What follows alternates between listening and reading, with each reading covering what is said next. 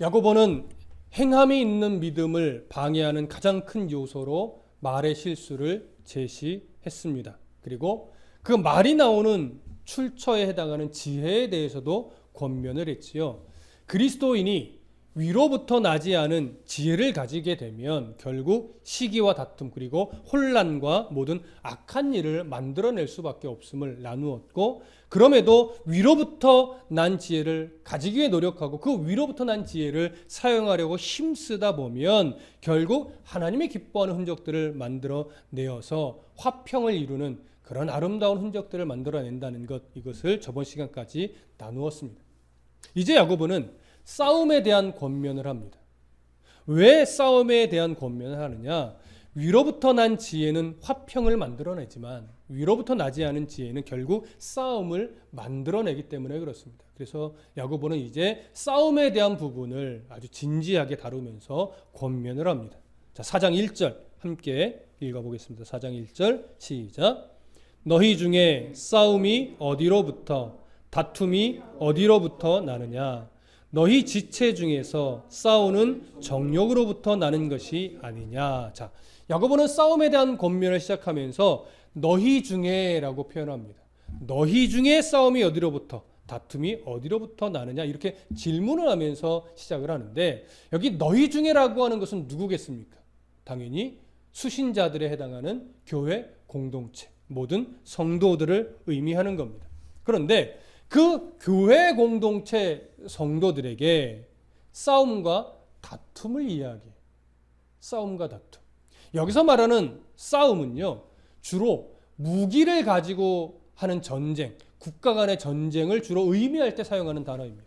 그리고 다툼은 무기 없이 개인적으로 서로 간에 하는 다툼을 의미할 때, 싸움을 의미할 때 이 다툼이라는 단어를 사용을 합니다. 그런데 한 문장에 이 두 단어를 함께 사용하게 되면 어떤 표현을 이루는 전형적인 말이 되느냐면 온갖 종류의 모든 적대 행위, 이런 적대 행위들을 묘사하는 일반적인 수어가 됩니다. 그러니까 지금 야고보는 이 두 단어를 함께 사용하면서 당시 교회 공동체 안에 만연해 있던 개인적인 혹은 집단적인 언쟁이나 불화, 다툼, 싸움, 이것이 있었음을 지적하는 겁니다. 그러면서 그 싸움의 원인, 그 다툼의 원인이 무엇인지 이제 깨닫게 하면서 그것을 고쳐가게 하려고 이 부분을 지금 드러내고 있는 것이죠.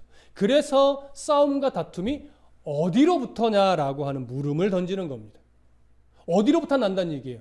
그들 안에 있다는 얘기예요. 밖에 있는 것이 아니라 교회 공동체 구성원들 그 안에 있는 그 무엇이 원인이 돼서 자꾸 하지 말아야 될, 일어나지 말아야 될 일들이 일어나는데 그 일어나고 있는 일들이 뭐예요? 싸움과 다툼이라는 얘기.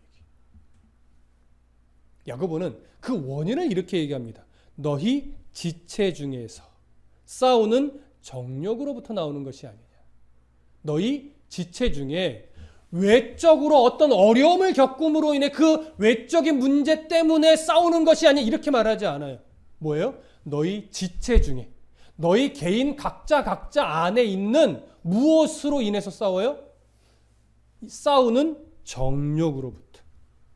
여러분, 싸우는 정욕이 뭐겠습니까?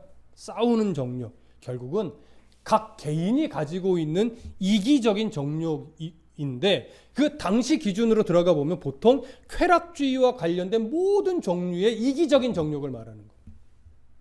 따라서 믿음의 시련 중에 있는 성도들이 사실은 서로 이해하고 서로 배려하고 서로 위로하면서 함께 이 믿음의 시련을 이겨내기 위해 마음을 모아야 되는데, 오히려 그 와중에 그래야만 하는 와중에 덜어는, 아니 조금은 많을 수도 있는데 개인적인 욕망을 채우기 위해서 자꾸만 갈등을 일으키고 있다라고 하는 거예요. 여러분, 사실 당시도 마찬가지고 오늘날도 마찬가지지만 그리스도인들이 해야 될 싸움은 거짓 선생들의 왜곡된 가르침이고 이단의 교묘한 사설들이고 개인들 안에 있는 이기적인 욕심들, 정욕들, 이런 것들과 싸워서 끊임없이 이겨가야 돼요. 그런데 이 싸움에는 관심을 두지 않는 사람들이 자꾸 늘어나는 거예요. 오히려 자기 만족, 자기 유익에만 관심을 두고 한 몸을 이룬 지체와의 관계에서도 서슴없이 싸우고 다투는 일이 자꾸만 벌어지는 거예요. 여러분, 이런 싸움과 다툼이 때로는 그냥 표면적으로도 딱딱 드러나지만 이게 점차 세대를 거스르고 시대를 지나가고 오늘날로 오면서요, 이런 싸움과 다툼이 무엇으로 자꾸 포장되는지 아십니까? 종교적인 명분으로 포장이 되어서 그럴듯한 싸움을 하는 경우가 많은데, 정작 그 싸움 안으로 깊이 들어가 보면 원인은 종교적인 명분이 아니라 결국 이기적인 이유일 경우가 허다합니다. 거기에는 돈 문제, 어떤 명예 문제, 또 어떤 성적인 문제가 다 걸려서 그것을 포장하면서 정작 싸움은 종교적인 명분으로 포장되어 있지만 실제적 이유는 아닌 경우가 허다하다라고 하는 것이죠. 야고보는 이런 일들을 눈으로 바라보고 소식으로 들으면서 참 기가 막힌 거예요. 교회 안에서 일어나지 말아야 될 일들이 너무나 쉽게 일어나고 있는 모습을 보면서 참 가슴이 아팠고 안타까웠고 기가 막혔던 겁니다. 그래서 이 개인이 가지고 있는 이런 이기적인 정욕 때문에 자꾸 싸움과 다툼이 일어날 때 그것을 교정해주고 바꿔주기 위해서 그 정욕이 왜 싸움과 다툼을 일으키는지 이제 그것을 지적하면서 그들 안에 바른 권면을 지금 해 가려고 하는 것이죠. 2절과 3절을 보겠습니다. 2절과 3절 함께 읽습니다. 시작. 너희는 욕심을 내어도 얻지 못하여 살인하며 시기하여도 능히 취하지 못함으로 다투고 싸우는도다. 너희가 얻지 못함은 구하지 아니하기 때문이요 구하여도 받지 못함은 정력으로 쓰려고 잘못 구하기 때문이라. 자, 여기 2절에서 보면 너희는 욕심을 내어도 얻지 못하여 살인하며 시기하여 등이 취하지 못함으로 다투고 싸우는도다. 이 부분은 해석가들 중에 어떻게 끊어서 읽어야 되느냐로 사실 논쟁이 좀 많습니다. 하지만 여러 어떤 견해들이 종합적으로 참 복잡한 어떤 그 견해들을 제시하는데 우리는 오늘 한글 성경이 끊어서 번역한 대로 보려고 합니다. 그래서 다른 견해들은 여러분한테 너무 복잡해서 설명을 따로 안 드리고 제가 연구하고 정리한 결과 그냥 오늘 한글 성경의 번역대로 보는 것이 더 일단은 옳다라고 여겨집니다. 그래서 한글 성경의 번역대로 보면 첫 번째 단락은 이겁니다. 너희는 욕심을 내어도 얻지 못하여 뭘 하게 돼요? 살인하여 라고 표현합니다. 그래서 우리가 좀 놀라게 돼요. 당시 교회 공동체 안에 설마 욕심으로 인해 정말 사람을 죽이는 일이 벌어졌을까? 이런 생각을 하게 되는 거죠. 그러다 보니까 보편적으로 이 부분을 진짜 살인행위가 있었던 것으로 보는 시선도 조금 있고, 하지만 보편적으로는 실제적 살인행위로 보지는 않습니다. 그 당시 예수님이 이런 가르침을 주셨죠. 형제를 미워하는 행위를 무엇과 똑같이 봤어요? 살인하는 행위로 똑같이 봤습니다. 잠시 성경을 좀 찾아볼까요? 마태복음 5장입니다. 마태복음 5장 21절과 22절을 읽겠습니다. 마태복음 5장 21절과 22절 찾으신 분들 함께 읽습니다. 시작. 옛사람에게 말한 바 살인하지 말라. 누구든지 살인하면 심판을 받게 되리라 하였다는 것을 너희가 들었으나 나는 너희에게 이르노니 형제에게 노하는 자마다 심판을 받게 되고 형제를 대하여 나가라 하는 자는 공회에 잡혀가게 되고 미련한 놈이라 하는 자는 지옥불에 들어가게 되리라. 이렇게 예수님은 살인이라고 하는 율법적 계명을 오히려 형제를 미워하는 여러 행위에 적용해서 그런 자도 살인한 것과 똑같다라고 하는 새 계명을 주셨었지요. 사도 요한도 요한 1서에서 동일한 맥락의 말씀을 했습니다. 한 구절 더 찾아보겠습니다. 요한 1서 3장입니다. 성경 거의 뒷부분으로 가셔서 요한 1서 3장 15절로 갑니다.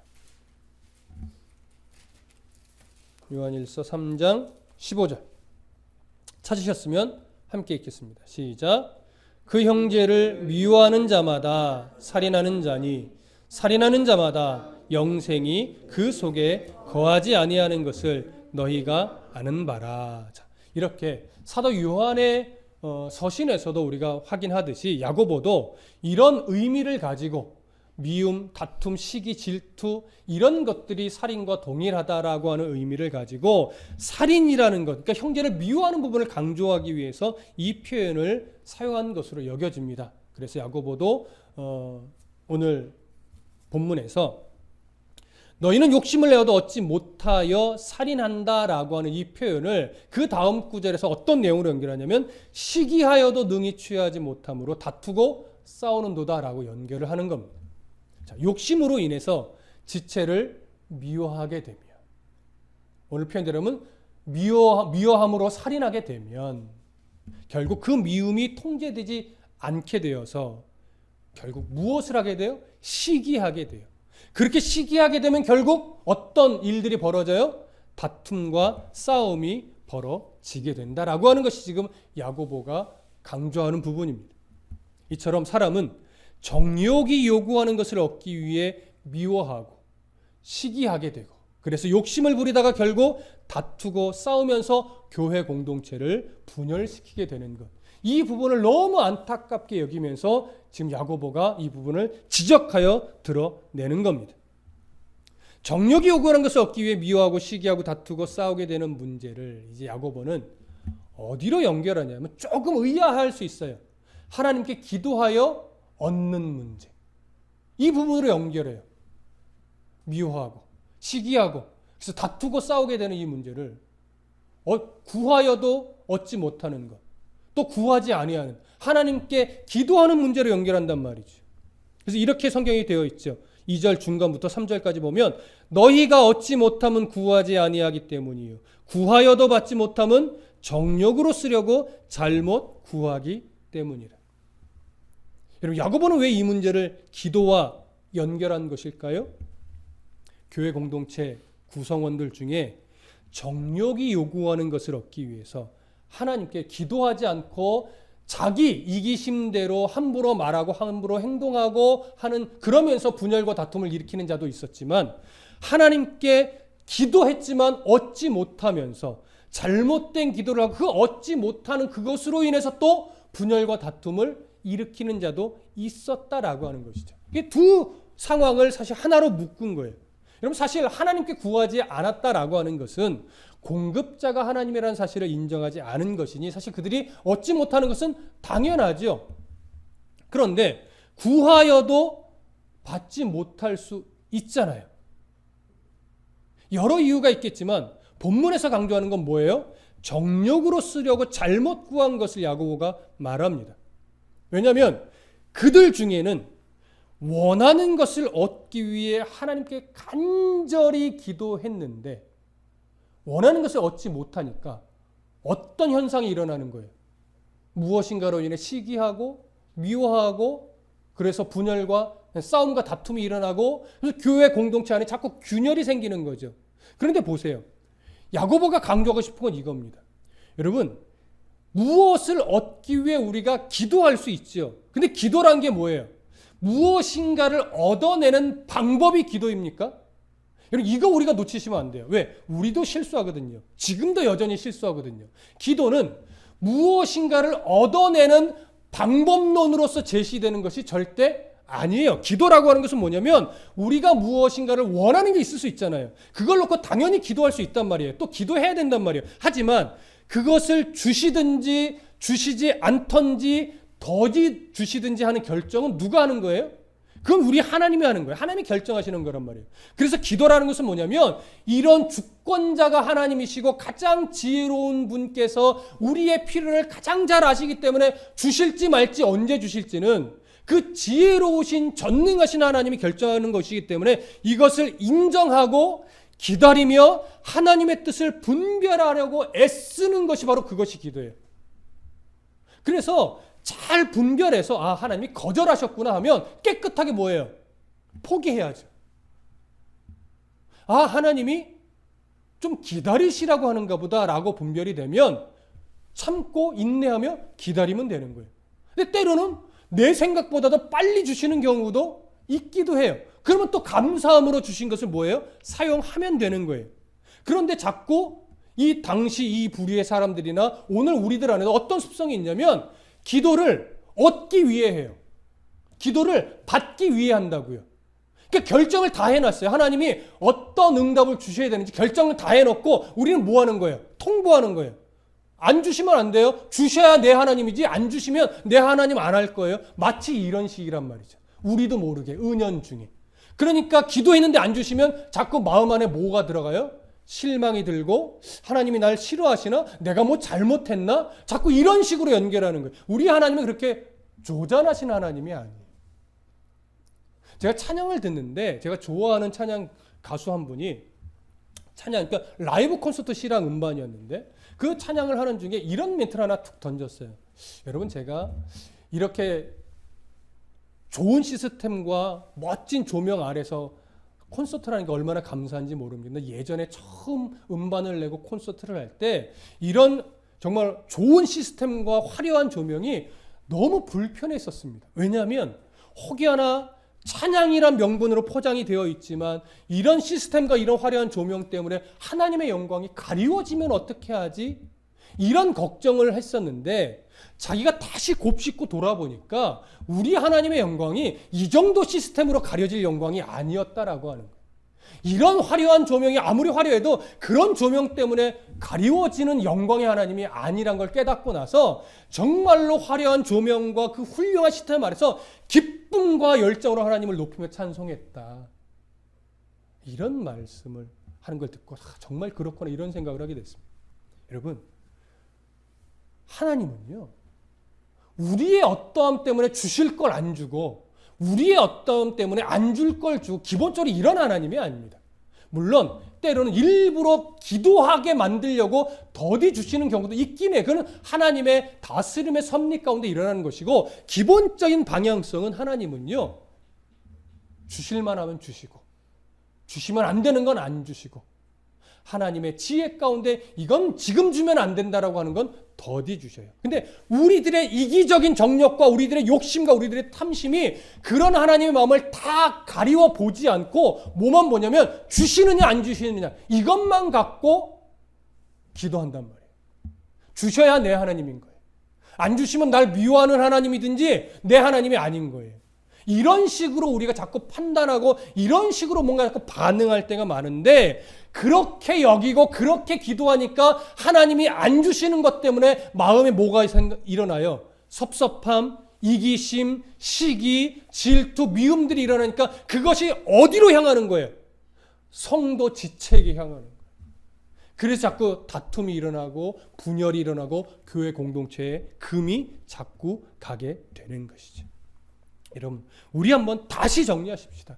기도라고 하는 건 우리가 원하는 걸 아뢰는 거지만 그 원하는 것을 아뢰을 때는 받아내기 위해 기도하는 것이 아니라 그것을 주시기도 하고 거절하시기도 하고 더디 주시기도 하는 하나님의 주권 아래서 어떻게 우리들에게 결과를 주시는지 그걸 정확하게 하나님 앞에 분별하고 주시는 음성대로 결과대로 내가 수용하기 위해 기도하는 것이라는 것 잊지 마시길 바랍니다.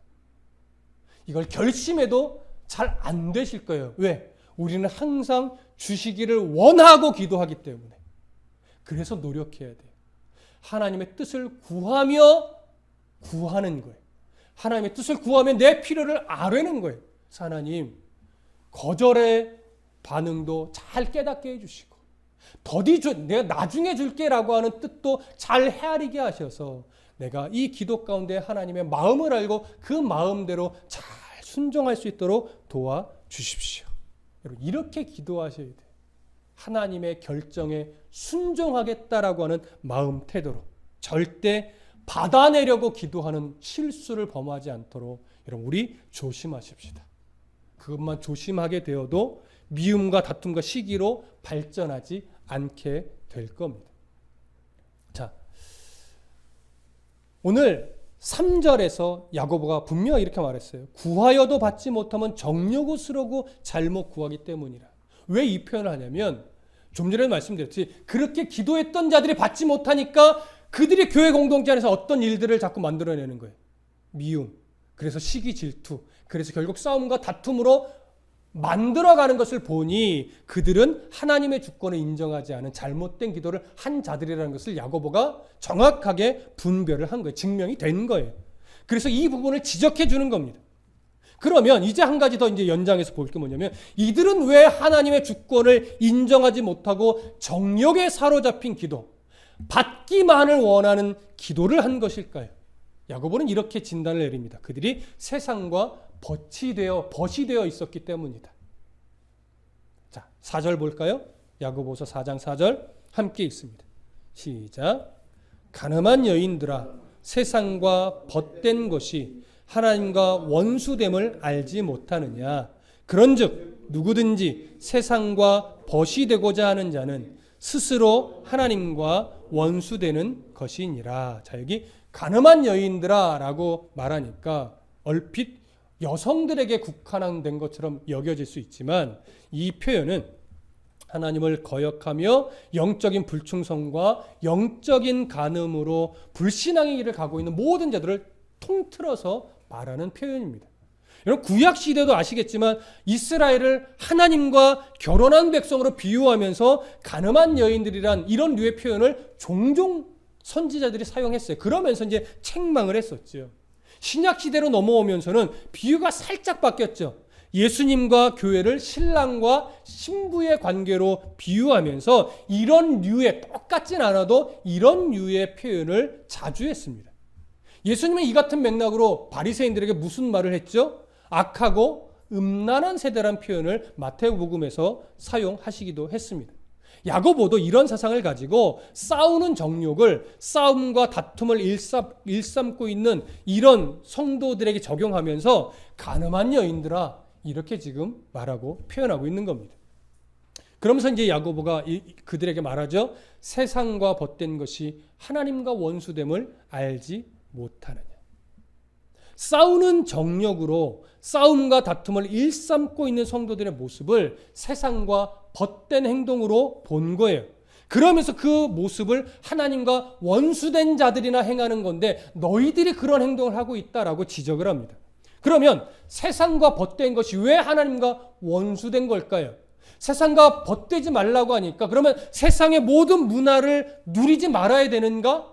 세상에서 만들어 놓은, 예를 들어 노래방, PC방, 뭐 술집은 우리가 좀 표현하기 좀 그러니까 그런 류의, 예수 믿는 사람들도 가끔 가는 그런 류의 문화들도 아예 누리지 말라는 걸까? 이렇게 여길 수 있어요. 그러나 지금 세상의 문화를 누리는 차원의 문제를 지금 지적하는 것이 아니라, 여기서 야고보가 말하는 세상과 벗된다라고 하는 것은 세상이 주는 가치, 이 가치를 하나님이 주는 가치보다 더 중요하게 여기며 더 우선적 가치에 놓고 살아가는 것, 이것을 말하는 겁니다. 결국 하나님이 계셔야 될 우리 마음의 중심의 자리에 뭐가 차지하고 있는 거예요? 세상의 가치가 그 자리를 오히려 차지하고서 하나님이 들어설 자리가 없게 만드는 것, 이것을 말하는 거예요. 그래서 세상과 벗된 것이 하나님과 원수되는 것과 동일한 것으로 야고보가 지금 말하는 겁니다. 여러분, 실제로 우리 각자의 모습을 정직하게 내려놓고 보면, 여러분, 내 정욕에 즐거움을 주는 일에 내가 열심을 내는 만큼 정말 하나님께 열심을 드리는 경우가 얼마나 될까요? 여러분, 하나님 앞에 드리는 삶에 열심을 내지 않는다는 거 절대 아닙니다. 그런데 잘 한번 비교해 보십시오. 내 안에 엄청난 금액이 들어오는 그 일, 아니면 내가 너무 재밌고 내가 너무 즐거워하는 그 일을 할 때 내가 내는 열심과, 교회에 어떤 일이 있을 때 그 일에 내가 열심을 내는 열심과, 어떤 열심이 더 열정적이고 더 뜨겁고 더 불평 없이 할까요? 여러분, 자신 있게 저는 교회 일에만 최선의 열심을 냅니다라고 말할 수 있으십니까? 여러분, 저는 목사로서 거의 대부분을 교회와 관련된 일을 하죠. 거의 대부분 설교와 관련된 일을 합니다. 그런데 그런 저도 좀 돌아보면요, 갑자기 뜨거운 열심을 낼 때는 교회 일보다는 내가 뭔가 가지고 싶었던 것이라든가 내가 뭔가 하고 싶었던 것이라든가 그런 게 딱 눈앞에 있고 그것을 하게 될 때 오히려 조금 더 뜨거운 열정을 낼 때가 있는 것을 저도 확인을 해요.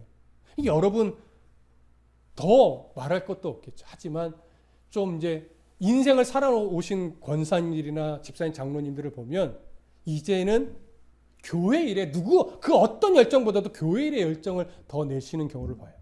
이게 신앙인데. 이런 교훈을 저도 받습니다. 여러분, 좀 찔리는 말을 할 거예요. 찔리는 말. 특히 젊은이들. 잘 들어보세요. 자기가 정말 좋아하는 일을 할 때는요. 새벽에도 일어나서 하더라고요. 새벽에 몇 시가 되든지 상관이 없어요. 아예 안 자고도 해. 자기가 정말 좋아하는 일을 할 때는요. 밤을 새서라도 그 일을 해요. 근데 이상하게 뭔 말 할지 아시죠? 주일에 교회에 오려고 하면 왜 이렇게 못 일어날까요? 예. 찔리는 분들이 있을 거예요. 특히 청년. 얼마 전에도 한번 봤어요. 그 친구를 이렇게 지적하려고 하는 건 아닌데 주일이 아니구나. 토요일인가? 아침 10시도 안 됐는데 축구공을 빌리러 왔어요. 모여서 축구를 한다 이거죠. 아침 10시도 안 됐어요. 저는 그 친구 사랑합니다. 미워서 하는 얘기가 아니에요. 내 얘기가 이 예배를 드리고 있으면 내 얘기구나 할 것이고 안 듣고 있으면 편안하게 자고 있을 것이고 목사님 전화 왔어. 축구공을 좀 빌려달라는 거지. 10시도 안 됐어. 내일 꼭 예배 가겠습니다. 왔을까요? 안 왔을까요? 안 왔어요. 좀 섭섭했어요. 축구공을 빌리러 10시 전에 그렇게 옷 다 갖춰 입고 다 씻고 오더니 다음날 예배 드리러 온다고 약속해놓고는 나랑 약속이어서 그랬나 보다. 아니 저는 그렇게 생각을 하는 거죠. 여러분 그냥 좀 쉬운 예를 드렸습니다. 지금 우리가 온라인상으로 예배한 지 수개월이 되다 보니까 아마 많은 젊은 이들이 씻지 않고 예배 드리는 경우도 종종 있을 겁니다. 어쩌면 지금도 누군가는 옆을 돌아보면서 네 얘기야 아마 이러시는 분들도 있겠죠. 어쩌면 잠옷 차림으로 예배하는 자들도 있을 것이고 아직도 못 일어나면서 누군가의 눈총을 받고 있는 분들도 있겠죠. 여러분 솔직하게 각성해야 됩니다. 진짜 각성해야 됩니다. 사실 주일의 예배라면 우리가 일주일에 한번 정말 하나님과 약속해서 주일 11시만큼은 우리가 모여서 하나님께 예배하자라고 약속한 날입니다. 물론 교회 전통적으로 오랜 시간 수십 년간 거의 100년 가까이 이렇게 약속해서 드리는 건데 11시가 중요하다 이런 건 아닙니다. 하지만 11시가 가장 적당하다라고 약속해서 우리가 늘 지켜오던 겁니다.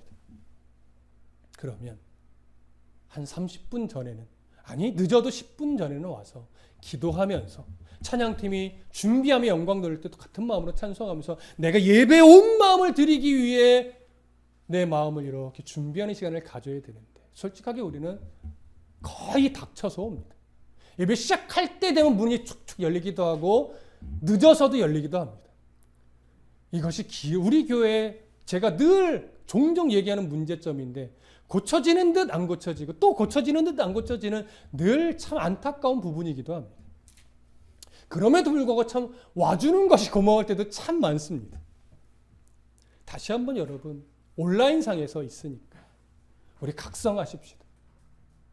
코로나로 인해 수개월간 우리가 예배당에 오지 못하다 보니까 여러분 모여서 드리는 예배가 얼마나 소중한지 여러분 우리 느끼지 않습니까? 그리고 모이지 못하다 보니까 얼마나 우리 스스로가 안 그러려고 하는데도 얼마나 느슨해지는지 그게 우리의 연약함이라는 걸 여실하게 우리가 보지 않습니까? 그렇다면 이제 다시 한번 각성해서 이제 다음 예배부터는 비록 온라인상이더라도 하나님 앞에 드리는 예배가 교회에서 올 때 다르고 집에서 드릴 때 다르면 안 됩니다, 여러분. 교회에서 드려도 내 외모부터 똑같아야 돼요. 굳이 화장까지는 바라지 않습니다. 이건 여자에만 해당되는 건데 그렇지 않아요. 지금 남자도 얘기하는 거예요. 로션이라도 바르지 않아도 좋습니다. 잠옷 입고 드리는 건 그건 좀 아니지 않습니까?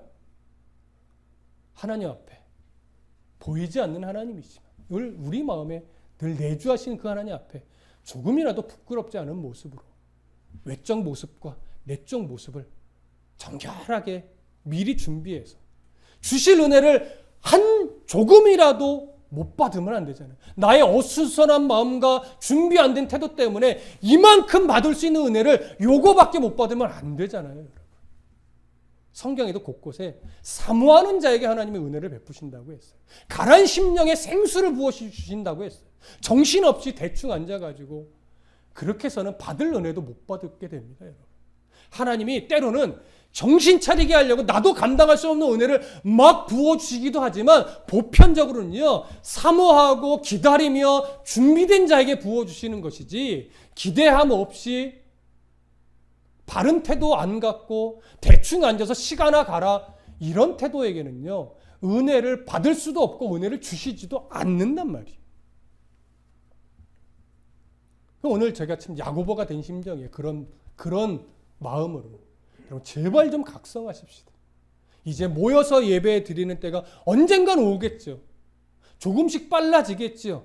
이제 오늘 예배당 공사가 이제 이번 한 주 동안 진행이 되면서 좀 넓어지면 조금 더 거리 유지를 할 수 있기 때문에 조금 더 오실 수 있게 된단 말이에요.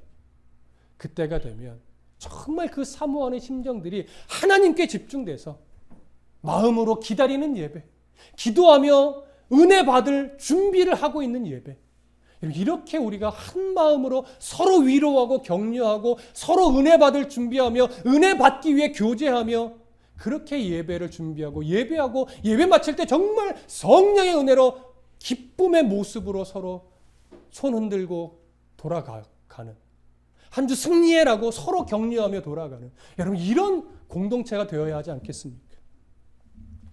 야고보의 심정으로 권면합니다. 이렇게 우리의 행동이 바뀌십시다. 세상과 벗이 돼서는 안 되죠. 세상의 가치가 내 온 마음을 자리 잡고 있었다면 빨리 조금 그것을 끊어내라는 것이 아니라 그걸 하나님의 가치로 먼저 채워야 돼요. 그리고 하나님의 가치 아래서 분명한 분별력을 가지고 세상의 문화를 누려야죠. 세상의 가치를 버리라는 것이 아니라 분별력 있게 세상의 문화를 누리는 것. 이것이 우리가 해야 되는 겁니다. 야고보가 이런 안타까움을 가지고 교회 공동체를 향해서 그런즉 누구든지 세상과 벗이 되고자 하는 자는 스스로, 여기 중에 스스로예요. 내 욕심 때문에 그래요. 내 탐심 때문에 스스로 하나님과 원수되는 것이니라 이렇게 말한 겁니다. 여러분 세상과 벗이 되고자 하는 것을 꼭 우상 숭배와 같은 큰 일로만 바라보지 마십시오. 내가 하나님께 온전히 마음을 두지 못하고 세상에서 잘 되는 일에만 치우쳐 있다면 그것도 현재 세상과 벗이 되어 있는 거예요. 하나님을 신뢰하지 못하고 불안해하고 있다면 그것도 세상과 벗이 되어 있는 거예요. 세상의 것이 있어야 안정감이 있고 하나님을 믿는 믿음으로만은 안정감을 누리지 못하고 있다면 그것도 세상과 벗이 되어 있는 거예요. 여러분 이렇게 이런 기준으로 자꾸 말을 하면 우리는 모두 다 사실 현재 세상과 벗이 되어 있는 자일 겁니다. 우리는 날마다 하나님을 믿는다 하면서도 세상과 벗이 된 자처럼 행동할 때, 그렇게 생각할 때 사실 많은 자들입니다. 야고보도 이것을 알아요. 이게 우리의 연약함이니까. 그래서 세상과 벗이 되고 있는 교회 공동체 구성원들을 향해서 이 지옥 자식아라고 저주하지 않는 거예요. 왜? 야고보도 그런 순간이 많을 테니까. 야고보는 안 그러니까 하는 그들에게 저주하고 있는 게 아니란 말이에요. 지금 저도 마찬가지고요. 저주하려고 이 권면하는 것이 아니에요. 모두가 다 이런 연약한 존재임을 인정하고 더욱더 조금 더 하나님의 은혜를 구하면서 하나님과 벗이 된 자로 살아가려고 힘써야 된다고 하는 것을 강조하려고 지금 이 권면을 하는 거란 말이죠. 모두가 이런 기준을 가슴에 잘 새기고 조금씩 더 노력해 간다면 점차 교회 공동체 안에 싸움과 다툼이 사라져 갈 것이기 때문에 야고보가 이런 권면을 하는 겁니다. 그렇게 좀 우리 바꾸자고, 그렇게 좀 함께 노력하자고. 그러면 당연히 교회가 건강해지고, 그러면 당연히 하나님의 거룩하심이 회복되는 교회가 될 겁니다. 당연히 목회자도 더 회복될 것이고 당연히 성도들도 회복되겠죠. 그러면 믿음의 가정도 회복이 됩니다. 그럼 이 소망을 오늘 세상과 벗이 되지 말라고 하는 이 야고보의 간절한 외침에 귀 기울여서 우리 모두 이렇게 세상과 벗이 되지 않고 하나님과 벗이 되며 하나님의 가치를 내 마음의 온 중심에 두고 그렇게 살아가기 위해 조금 더 힘쓰고 노력하는 우리 모두가 되기를 소망하고 축복합니다. 기도하겠습니다.